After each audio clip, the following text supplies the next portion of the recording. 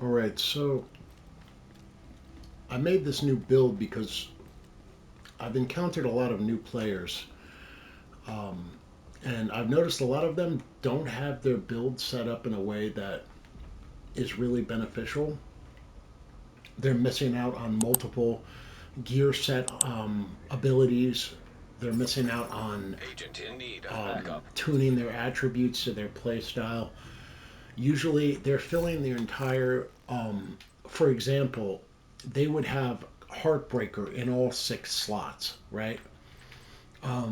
When you do that, if you have all the same, like for example, the green brands like Heartbreaker, like Striker, like whatever, if you're occupying all six slots with that, you're not getting any additional benefit from those items beside their core attributes and regular attributes. So the idea of doing a build, and there are other channels who have explained this, but I mean, it seems like nobody is picking up on it.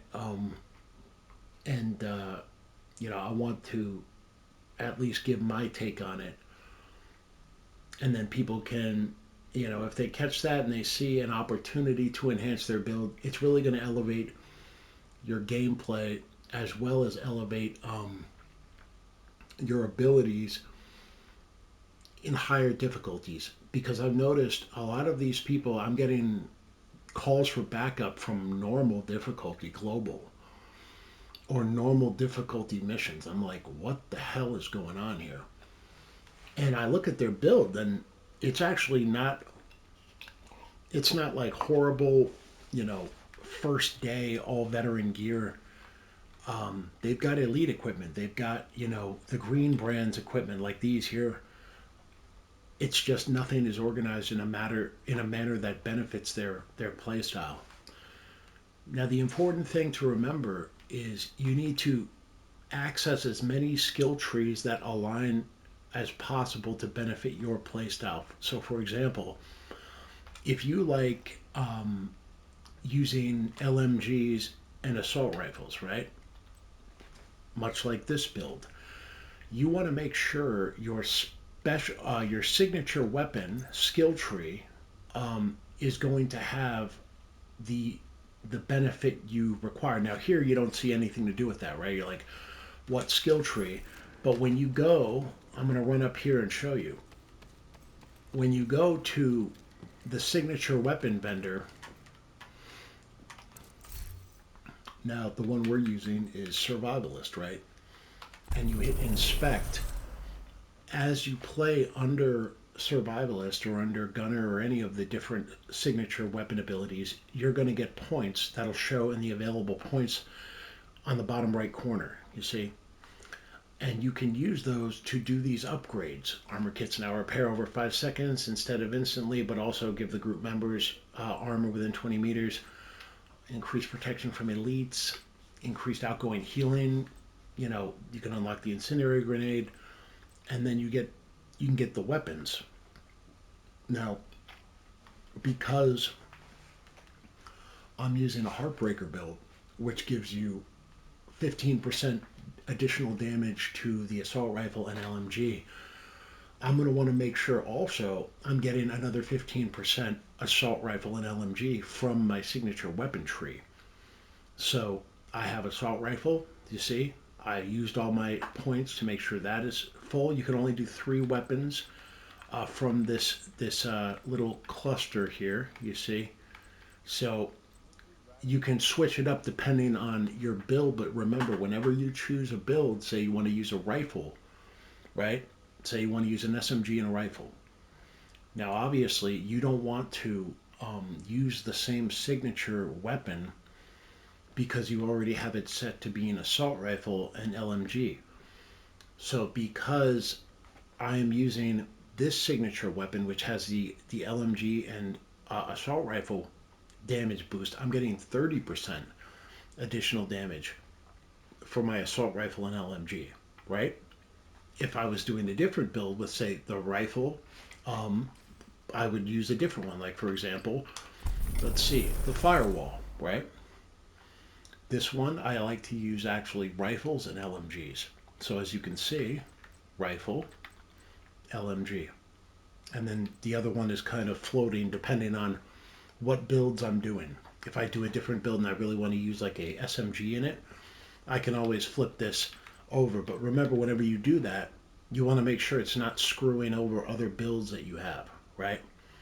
Say you have another build that's like a sniper build that's using the firewall signature weapon, the flamethrower, and you change this to SMG, right, for a build you just did. Now you're going to wonder why it's not hitting as hard when you switch to it. And the reason why is because you've changed your signature skill tree settings. So keep that in mind, all right? Always go to your signature weapons vendor and check it out before you decide to do a build. All right, like make sure everything aligns so you're getting at least the additional 15% for the weapons you choose for that build from the signature tree. Some gear sets and stuff, you're not going to get any benefit to the gear set unlocks that'll help the weapons themselves, but you'll get, say, you'll have your core attributes, your weapon damage, your armor, your skill points, and then you'll have the other attributes that benefit armor regen, health, whatever, the weapon attributes, damage to target out of cover, damage to armor, so on and so forth. Make sure you take the time to verify that your build is not working against itself, okay? Because that's going to allow you to play on much harder difficulties, and it's not going to be like such a dramatic jump that it's like, oh my god, I'm getting ripped up in 2 seconds. Now this build, as you can see, is a pure damage build. It only has 1,000,000 armor, okay? I don't even have any armor repair skills because my skill tier is non-existent. So for this build, I'm really depending on the armor benefit of the modifiers for this season. But what I did here is I decided I want to do something that is going to flip all of the Heartbreaker builds, which usually are using armor as their core attribute. So if we go to this, you see it has armor and skill tier. Normally all Heartbreakers come as armor. I flipped all of them to weapon damage, all right? And then the attributes, like armor regen, I'm including in there to make up for the lack of, armor I have in my build in general. So if I take a little damage, I just have to get into cover quickly. Because I'm running Sawyer's knee pads, I can't be staggered by an explosion. So that does a lot of damage when you get staggered, because then you're getting lit up from interlocking fields of fire while you're like stumbling. And then also I have the ability that when I'm in cover or not moving, which when you're in cover usually you're not moving, I'm getting a weapon damage increase of 3% each second, right? The stacks to 10, so that's 30% additional weapon damage, okay? Then I'm also getting the accuracy I need from spot on. Now, named items of the elite level are awesome, but they don't have to be named items. You need to look at the brand set. You see the brand set on the right-hand side, almost in the upper right corner? It says 1 out of 3 accuracy.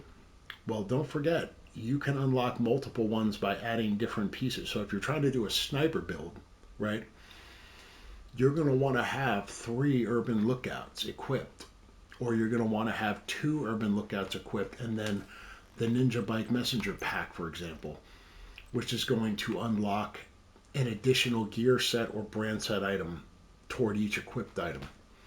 So in other words, you only have to have 2 of the what do you call it, urban lookout brand equipped to get all 3 unlocked for the 30% marksman rifle damage, right? And then again, I'm going to make sure, if I were doing this build, remember what I was using on my firewall, marksman rifle damage, I'm going to probably equip firewall, right? Because then not only do I have a closer contact weapon to burn enemies with,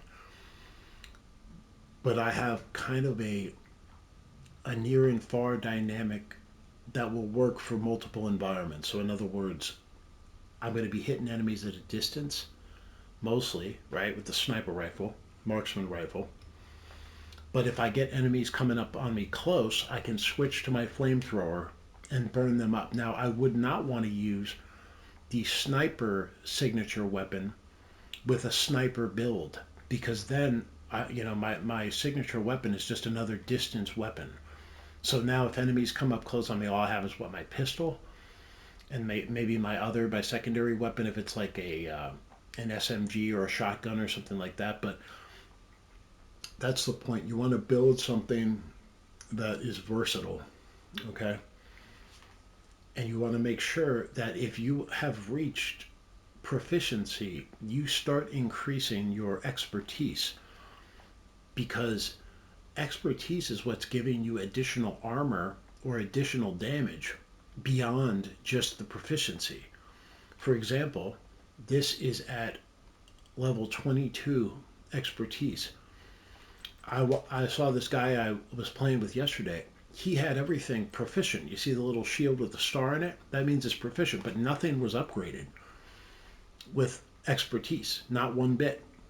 So he was missing out on all this extra armor that he could have gotten to beef up his character and then play at a harder level to get more loot, actual good loot, even exotic drops in the open world. I get exotic drops in the open world all the time.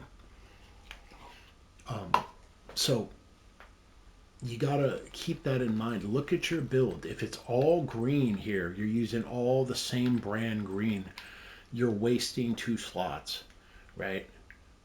So make sure you take a minute. That's why you see so many people at the safe zone at the White House just tinkering and screwing around with their gear, crafting, whatever, because they're experimenting with different builds and then they come down here to the range and test them out like I'm about to do with this build that I just put together yesterday, right before I finished playing, so I could do this video and discuss this and help these newer players be able to play in the harder stuff, in the conflicts and stuff like that, to go into the dark zone and not worry about being smoked instantly or being a fifth wheel with a team where you just basically useless and getting hit and going down every 2 seconds, because you don't have a build capable of handling some serious enemies. So, as you can see with this build, what I did, I have the big Alejandro, which is giving me that additional damage. Every bullet fired in cover gives me an additional 1% um, damage up to 100. And that doesn't mean hit, just fired in cover. And the bonus lasts for 15 seconds, right? So, you're going to want to hit them as quickly as possible, light them up, empty, those rounds into the enemy while in cover, while, firing from cover. And of course, you're also getting the benefit of your exotic, which in this case would be Sawyer's knee pads, which will drop a lot at the capital stronghold. I've gotten these like 50 times at the capital stronghold. So if you're trying to get a pair of Sawyer's knee pads, just play the capital stronghold. You'll get them. All right. Um, and I have gotten them in the Lincoln Memorial as well. True Sons missions and True Sons stronghold. So I've set it up because I have obviously low armor, right? Because everything has been recalibrated to weapon damage. I've set it up so that it is a build that's going to, really dish out max damage from cover. Okay? Not a build you can run around it a lot, but if I do have to flee, I've got my quick step, which as you can see, gives me a 20% movement speed bonus. So all I have to do is pull my pistol and I can fire over to a different cover position and get in cover if I start getting hit bad. And you can see I didn't even have time to start increasing the expertise on these from yesterday. But I can start doing that, with all these different items. Even though I'm probably going to use my core strength build just for open world stuff because it's more proven. But I'm probably going to save this as something to work on, that can provide a serious benefit. And of course, Heartbreaker gives me the weapon damage, and it gives me bonus armor, right? So I'm getting both. I'm getting kind of like the benefit from Striker, but I have to pulse the enemies. That's why I have the pulse equipped. So I don't have to go with a headshot to initiate the pulse per the guidance of Heartstopper. See, headshots apply pulse for 5 seconds. I can hit them with the pulse like this, and you see how quickly that extra armor stacks?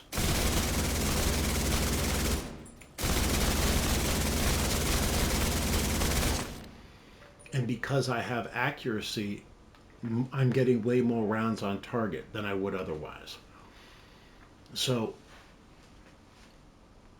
with just 15 minutes of tinkering with a build, you can build a really badass setup. If you've been playing for a while and you have a bunch of gear, your stash is packed with crap that you don't usually use because you haven't really gotten into figuring it out yet. You know, the capability is there. You just have to take the time to put it together the way you want, until you get something that you're comfortable with. I set this one up. I got my incendiary grenades. The pulse only takes a few seconds to reset. See? 3 seconds.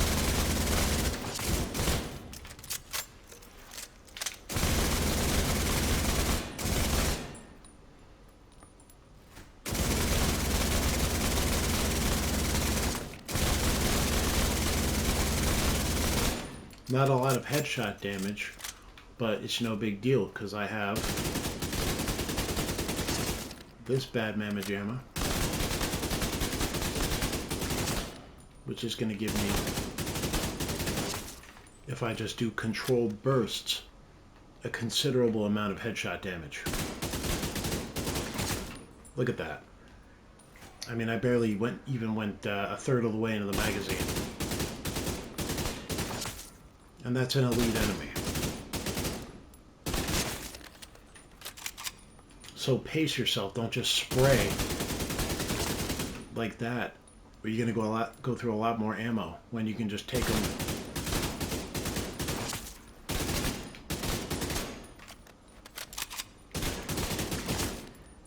Just flutter the trigger. You see what I mean? So take that extra time to get your build set up right, and then go to the map and hold the right directional button on the D-pad, and that's going to show you your global difficulty. That had better not be at normal, okay? And at the very least, once you change it to whatever, hard or challenging, set a directive for the extra XP, okay? Like the easiest directive is what I have equipped here, Fog of War Revisited. All that does is take away your directional threat indicators, all right? If you're playing with earphones, you're going to hear enemies coming in. And when you take a few shots from them, you're going to know, which direction they're coming from. So you don't really need Fog of War, or you don't really need to have this off. Having this on, extra 25% XP, right? Cool skills. When one skill's activated, the other's put on cooldown. All right, that's no big deal for something with a 3-second freaking cooldown. That's like nothing, right? I use my turret or whatever the other skill I had equipped on this build is. Let me see. Which I use just as a distraction, really. That's what it's really for. And it's going to put this on cooldown for 3 seconds. No biggie, right? And so just keep these things in the back of your mind when you go into an encounter, to assault an enemy patrol, whatever. And if you handle it that way, I'm telling you, you're going to see a big change in your gameplay capabilities. You're going to see You're going to see that you're able to handle, much higher difficulties without it ripping you out. you know. Incoming backup request. And look at that. Every single one of those I do is giving me another 1% armor.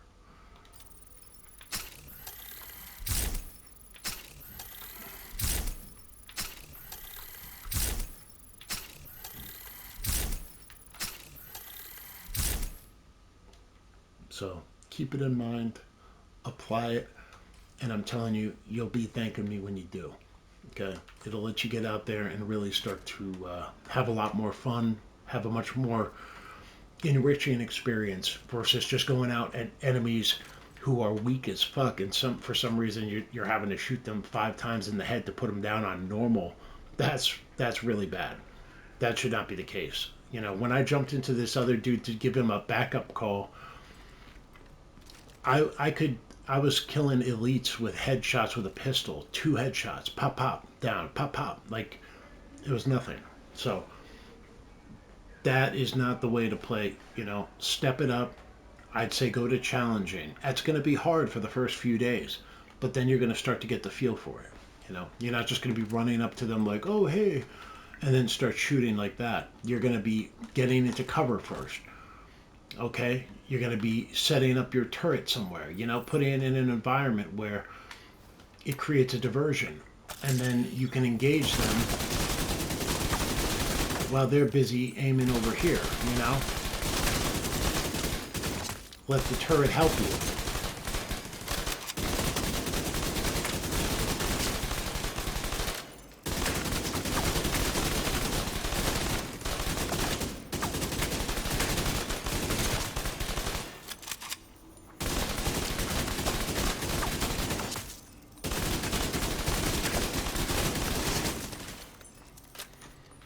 So, you know, put those tricks to work, and I'm telling you, you're going to thank me. Now, what we'll do here is we'll save this. Just hit L2 for loadouts. Now, I'm going to find a loadout that I'm not really, you know, crazy about, or like this one, for example, the American Rifleman. I tried it out. It was all right, but nothing special. That Tinker mask is shit. It's just it doesn't really give you any real benefit. Not when you get to heroic global difficulty. You need it to be a well-tuned build to really see the kind of damage and resilience that you want. So for this one, what I'll do here is let me make sure I have another flamethrower build. Yes, I do. I got the Hunter Killer. Got a bunch of grenade ones, and we'll get the Skidamarink. Yeah, so we can do that. So what we'll do is we'll swap this out. And now we have this saved. And that's it. Then you can, apply your builds out in the real world and see how they feel, I know once I face Kitsunebi with my expertise so low, it's probably going to be kind of shitty, honestly. But again, it's experimental. This isn't the build I'm going to use to go do a legendary stronghold. This is a build I'm going to use just for screwing around, feeling it out. And if I find, like, whoa, there's some potential here, there's a chance to, turn this into a serious heavy hitter that's, that's very resilient to enemy damage, then I'm going to enhance it where I can and then, put it to work. So keep it in mind, all right?